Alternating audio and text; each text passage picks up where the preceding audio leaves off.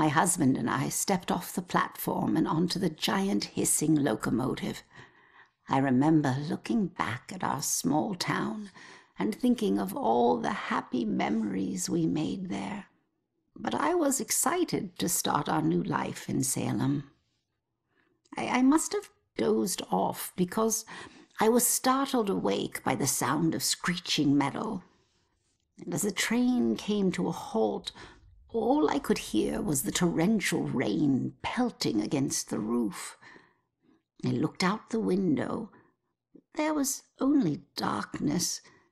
Then came the brightest flash of lightning I had ever seen.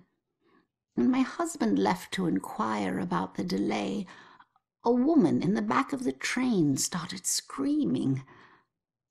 We rushed over to her and asked her what was wrong, but all she could manage to say through her sobs was something about seeing the spirits of the dead wandering in the rain. Stranger still were the passengers that were suddenly stricken with the painful memories of their past. It was at this point that I became truly terrified, so I set out to find Joe. When I reached the cab and still hadn't found him, I was worried.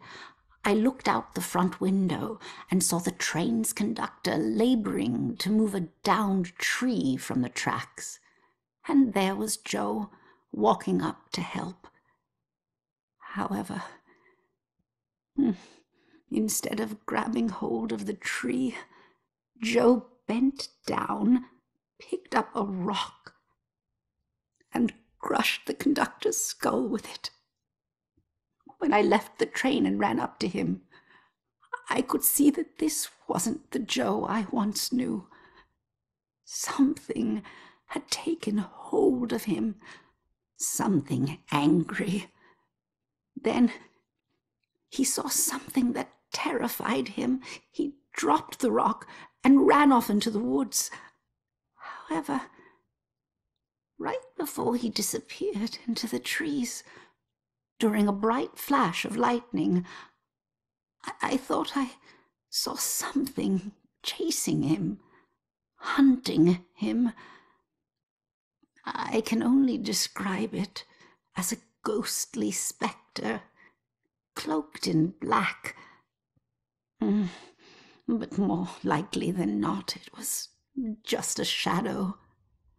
The authorities spent days combing the woods for Joe, but he never turned up. I tried to go back home, but the memories were too painful. Some nights I lie in bed, tortured by the thoughts of what our life could have been if we had never stepped onto that train.